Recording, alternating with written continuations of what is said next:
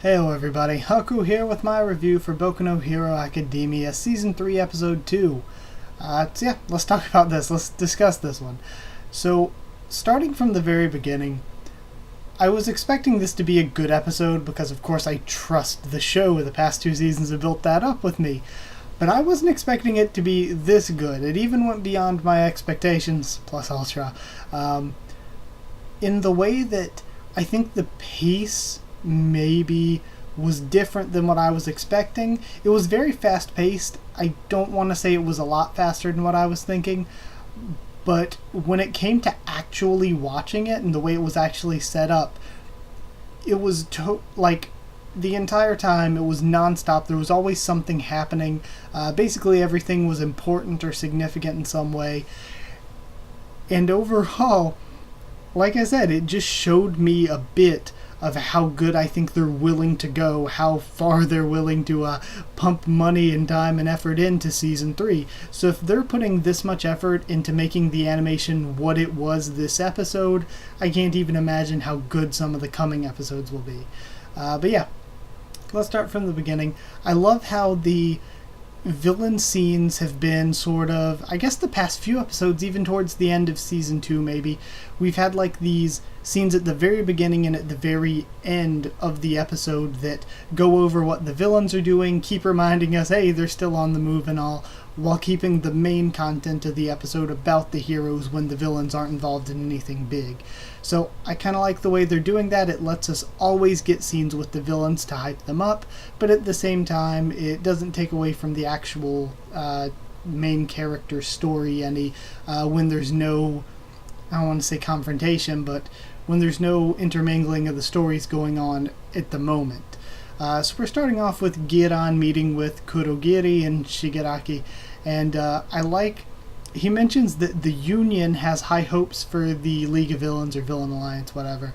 And I like how Shigaraki is being presented here, where he's like, okay, all my prey and my pieces are in place, now we can start the game. He's being presented kind of as the shadowy puppet master type villain, which is totally different than the immature, growing fledgling villain he was before, so it's showing some growth with his character. Also, I'm wondering what the Union means. Is it just, his network of people that are bringing villains together, or is the Union some other villain group, kind of? Because he mentions, if you bring more people out of the woodwork to join the League of Villains, then that only makes things more profitable for us as well, so we're willing to go through a bit of a loophole, or go further than what we normally would for a customer. We're willing to do that for you, Shigaraki, because we have high hopes. But then getting to the actual meat of the story, they're loading buses for the summer camp. I like that we get to see Monoma in Class B, just because I really want more of Class B this season. That's something that I'm looking forward to and hoping we'll get. And damn, Class B is full of waifus. Setsuna actually gets a spoken line. Yes, please, I want more Setsuna, because she is adorable. But also Reiko, Pony, lots of cute ones I hope that we actually get scenes with. I like, one thing I like with the bus scene, both when they're first, when we're first getting introduced to the characters this episode and they're throwing up all the names and quirks like they do on screen, and when they're actually on the bus just talking with each other. I love those kinds of scenes, and I bring it up in the manga all the time, where we just get to see characters interact, we just get to see them talk with each other and stuff. I like scenes like that. I think it does a lot for the characters and making you care more about them, and building relationships is one of the best things in any show or comic or anything, in my opinion. Then we get Pixie Bob and Mandalay. I was so hyped and excited to be able to see them. They are quite the best girls. I love how Izuku is a fanboy. Of course, he knows all the hero facts about them. When he's bringing up the math that's sort of leading to Ryuko or Pixie Bob being in her 30s, she puts her hand over his mouth and is like, but I'm 18 at heart, you understand? And she's got the claws near his neck. Do you understand? At heart. And he's like, you're 18. So I loved all that. That was really funny. And really, Pixie Bob was a great character this episode, more than I remember her being, but again, it's been a long time, and I'm not going into manga spoilers, don't worry, I've just read. But we can assume, because Izuku brings up, he actually says that it's a 4-person hero team, and there's only 2 here, so that leaves me to assume that the other 2 are with Class B doing probably something similar. Of course, they don't have Pixie Bob's quirk, but I'm assuming they're probably doing something similar. Then Pixie Bob revealing her quirk, knocking them into the forest. Pixie Bob's quirk is OP as all hell. It is complete insanity. Not only the controlling of dirt she uses to toss them over the cliff, but also being able to create golems at such a distance and control them in such a fine-tuned way from such a distance. So yeah, her power is completely OP. The students have 3 hours to try to make it to where they're staying, or else they won't get lunch. And then we get into something that's absolutely incredible for me, because I've seen people bring up how we've had the students fight against each other and compete in the tournament arc, the sports festival, and that way they all know their powers, so that later on we can see them team up and use their knowledge of each other's powers to work off one of another. And we get to see that here for the first time, seeing, and this is what I think makes it very important to me, is that we're getting to see all 20 of them work together as one unit. I mean, not all of them have the best teamwork. I basically just Bakugo, really. But it's still good seeing them all work in tandem with one another as one complete unit. I liked that. Koda in particular was great. I loved when we first have the golem swinging at Mineta, and he's yelling, "No, beast of the forest, please don't." So I like that Koda talks now, because I like Koda a lot. I don't know why, just in this short span of time I've come to really like Koda, even though he's really very far background when it comes to the class. The animation for all them fighting was top-notch as well. It was very good. I love all the little attention to detail they did put in there. Hagakure running away and acting as bait was really cute. So yeah. And when we're about to just jump to the end of it all, we have Koda make this line, and it wasn't exactly word for word this, but what I interpreted as was basically him going, "Why would you want to be a hero?" And I think that's important for his character. That's like, that quote kind of just sums up his character as you learn more and more later on. Or later on just this episode. I'm trying to remember word for word, but it was something like that. Just basically scoffing. He's like, "So stupid. Why do these idiots want to be heroes?" or something like that. Or "So stupid that these idiots want to be heroes." But it's basically just bringing up that sort of question where he doesn't understand why anyone would want to be. Because later on we find out his parents were heroes and they got killed, and if that's what you have to look forward to as being a hero, is risking your life, you can kind of understand where he's coming from, and that, yeah, why would you want to do that? So I did like that. I love the details of everyone showing up at the end of this exhausted, because it was all very tailored to each of the characters. Like, Ida's engine was stalling, we had Mineta's head bleeding, different things like that. Kaminari in a stupid mode, Uraraka sick to her stomach. Things that logically made sense for each of the characters in the way that they were tired. So I like that it wasn't just them coming out all scratched up and tired, but them being tired all made sense for what their quirks were, or like Aoyama being sick to his stomach. And I think that one way to show that with Momo could have been if they had her, like, I don't want to say really skinny, like emaciated looking almost, because she uses fat cells in her quirk, but I'll get into that discussion later, because I want to talk about some stuff from the first episode when I'm done with this review. But either way, I liked all the details put in there, and it's revealed that, yeah, it took them all day to do it, not just 3 hours.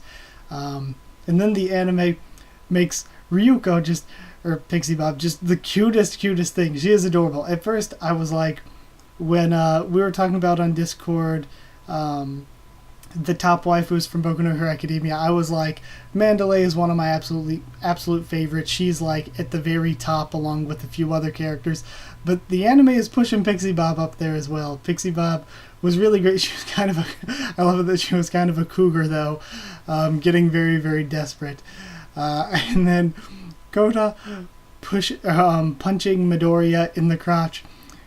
It's whatever, just slapstick comedy. But what killed me was Ida using the word scrotum. Like, why would you do that to Midoriya's scrotum?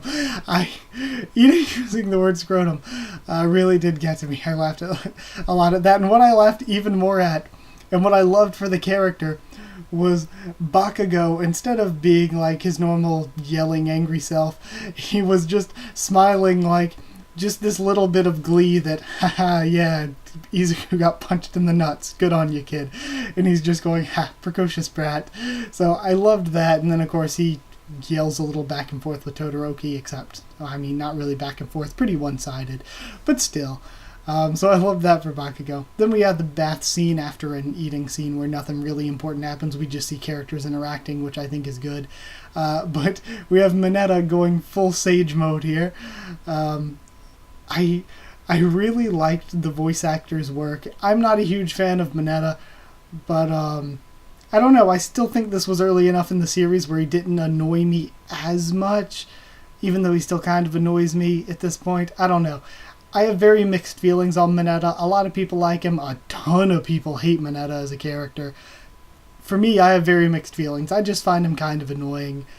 But I love the way the voice actor had that great tone of voice, especially with, what was the line, where it was like, you're too fussy, and he's just so calm about it, and talking as if he's reached nirvana, this is his dream, and he is just, all he has to do is step over the threshold.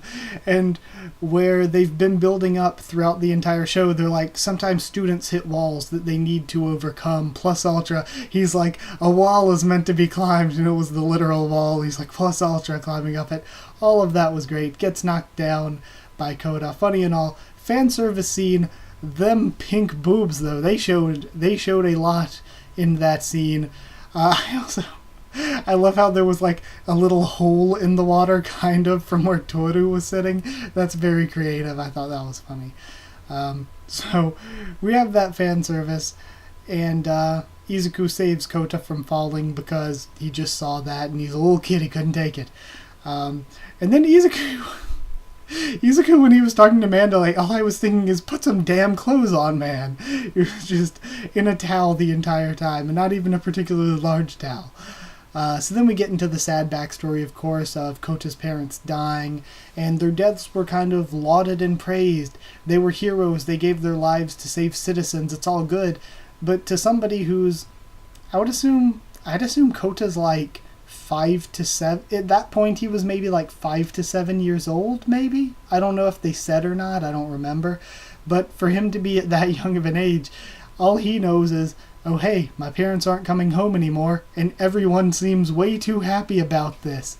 So of course it gives him a warped sense of the way things work with heroes. And that leaves Izuku kind of in a state that I like, where he's stuck thinking about Shigaraki's ideology. He's thinking about what Kota's beliefs are. And it shows that the main character isn't just blindly, oh, this is right, this is wrong, I'm going straight ahead for this one perfectly good belief system. It shows that there's a lot more areas of gray in there. So then we get the next day, we learn that they're going to be training their quirks next. I love when Bakugo throws the ball and he yells, go to hell, like he did Die in season 1. But the best part of that is everyone else is like flinching from the shockwave, and Izuku is completely unmoved, straight-faced, just thinking to himself, go to hell. So, man, that was a great callback. I thought that was hilarious. And yeah, then at the end we get another villain scene after the credits. Toga, Dabi, and at least 2 other characters, won't spoil anything about them. They're just saying, Dabi basically saying, we're going to do this, but for a brighter future. And Toga said that there was something being given to them from Shigaraki. I don't remember. I'm not 100% sure what that is. So we had that to look forward to too. Maybe it's just extra allies, because we can see from the opening there's more villains than just those 4. So, yeah, maybe that's what she was talking about, is just more allies. But I'm not totally sure. So either way, episode as a whole, I thought it was great. It was really fast-paced, a lot more than what I expected. I love the character work, and I love how the character work just wasn't focused on solely Izuku or solely Ida or anything like in some past episodes, Todoroki, Uraraka, Bakugo. I like how it was spread out evenly over all the characters, even the side characters. They each got their little moments to shine. So I think that's generally good for the cast, because I like big casts where we have all of the side characters getting developed. So yeah, and this episode, I think it was particularly good because when I think back, it had comedy in it that I thought was genuinely funny. It had feels that I thought really worked. It had fan service that wasn't overbearing but was still attractive, hot, whatever. And it also had action that was really well done. So all of those things were done very well, and it had them all just in one episode. Now, when it comes to Kota as a character, I really don't like Kota. I didn't like him at all in the manga. It doesn't hinder the arc, in my opinion. It doesn't keep this arc from being my second favorite behind the Stain hero killer arc.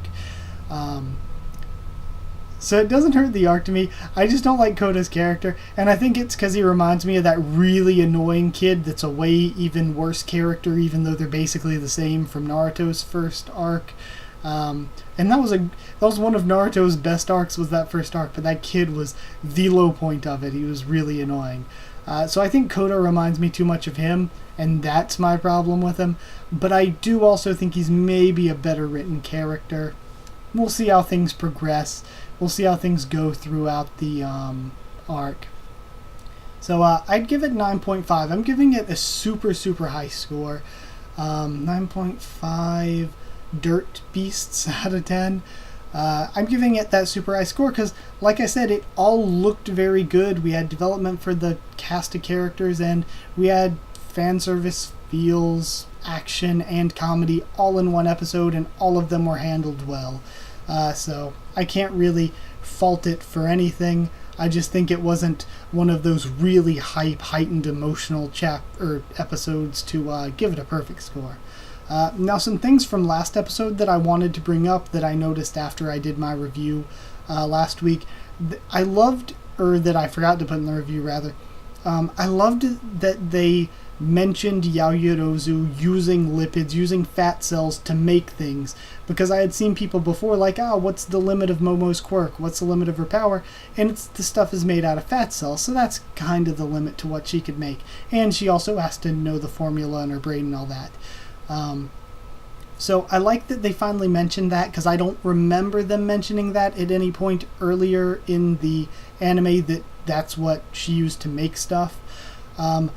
And another thing that I noticed with the pool scene, we see all the guys nearly naked and all of that, but we see that one thing I appreciate a lot, and I appreciate a lot with other series, is when they have a cast of characters and none of the characters really have the exact same body. Because that's something that bothers me with, say, One Piece is one of my favorite manga and anime, but One Piece, for all the female characters, unless they have a joke design, they all have the same exact body, they just have a different head. They have a different head, and maybe some of them had tattoos, but the body is drawn the exact same for every single one of them, unless it's a joke character. So I like when shows can have a wide variety.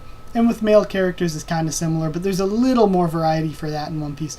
But I like that when you see the guys, Ida's completely jacked. You see some of them have like bigger delts or triceps. Some of them have big chests or not. But there's this variety and changes in body shape for every single one. And I feel like we could use more of that for the female characters than what we're getting, because they do look somewhat similar. My thoughts on them, not to get too weird, I'm just talking about in a character design standpoint, not in some, because some of that sounds like some weird fetishy shit, like, they should change all these different body types. But no, I'm just saying there should be a variety. Because one thing I got to thinking, we see all the guys and it's like, why is every guy in the class so jacked? It's because they're being heroes. They go through a lot of physical activity and all that. And it got me to thinking, well then, shouldn't most of the female heroes be in really, really good physical shape as well? Since they likely go through the same. And we don't exactly know Mount Lady's physical shape, and her strength is based on size, and she seems like the kind of person that's very conscious of just outward looks, so it makes sense she looks the way she does. With Midnight, it makes sense she doesn't really have to be super physical with her quirk, and even with Midnight, we see she, in that one scene in Season 2, she does kind of have some biceps, so that all makes sense. And then one scene that I liked with Uraraka last season is when she's walking home and she meets her parents in the house or whatever. She kind of has broader shoulders, I guess, but she doesn't look like every generic female anime girl with just the big boobs and general same shape. And Uraraka, she doesn't look like built or anything, but she looks more like a girl who would have to go through a ton of physical activity with what she does day to day, so that makes sense. With Jiro, her size makes sense. She's kind of just a more small, slender girl. Hagakure's invisible, so that is what it is. Tsuyu is, out of all of the 6 of them, Tsuyu has a really unique body shape because of her quirk, and I think that's really cool. And it definitely works for her. And as for the other 2, something I would like to see more, from stuff we know in the manga, it's not really anything spoilery, but from the hobbies and stuff that Ashido has, and how we've seen that she is one of the more physically fit members of the entire class, male or female, it makes sense that she would be in more of a lean and cut type of shape, I guess. And a lot of the fan art that I've ever seen with Ashido has her maybe in that kind of shape with like slightly more defined abs or something than the others, and that makes sense for her character. So I would like to see more of that in the actual anime because it makes sense for the character.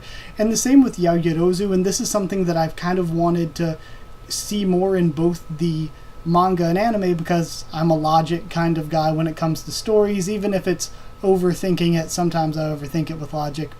Logic would dictate, if you use your quirk to make things out of fat cells, wouldn't you try to put on some fat cells, not enough to hinder your movements or anything, but just some? So wouldn't it make sense, like before a test or battle or something, wouldn't Yakidozu just be like shoving fries and a burger into her mouth or something, trying to gain some fat cells for the fight or something? And more logical than that, after we see her creating a cannon or something big like that, shouldn't we see her kind of like, I don't want to say like saying, oh, shouldn't we see her slim down? For some reason that it sounds very, very bad, but I mean in a emaciation type way. Like what I was talking about for when they're all coming out of the woods really tired and everything. Shouldn't she be, if she overused her quirk, we see the effects of everybody else overusing theirs. If she overused hers, shouldn't that make her emaciated from using up all the fat cells? But either way, those are just some thoughts that I had after episode 1. Because I watched a bunch of people's reactions, a bunch of people's reviews and stuff, and it just got me thinking. We saw all the different body shapes with the guys. There is good variety with the girls, but should there be more variety? It got me thinking. But either way, I think there's great variety in character designs here. That's just a small nitpick that something I wanted to discuss. But yeah, that's it for the review. I got a bit of a chunk of a discussion after the actual episode review. But either way, I hope you enjoyed the video. Like if you did like it, comment down there. Tell me what you thought of this episode, what you thought of any of my thoughts on it or anything here. Subscribe for both the manga and anime getting reviewed / reacted to on the channel. I react to the manga, review the anime, just because that's what I've learned to prefer for each, I guess. So if you're interested in that, subscribe, follow on Twitter if you want. I can try to keep you updated there and stuff for the channel. And if you want a link to our Discord server to talk with me or more of us there, then all you gotta do is ask and I'll give you a link to that. That's it. Thank you once again for watching, and I'll see you all next time.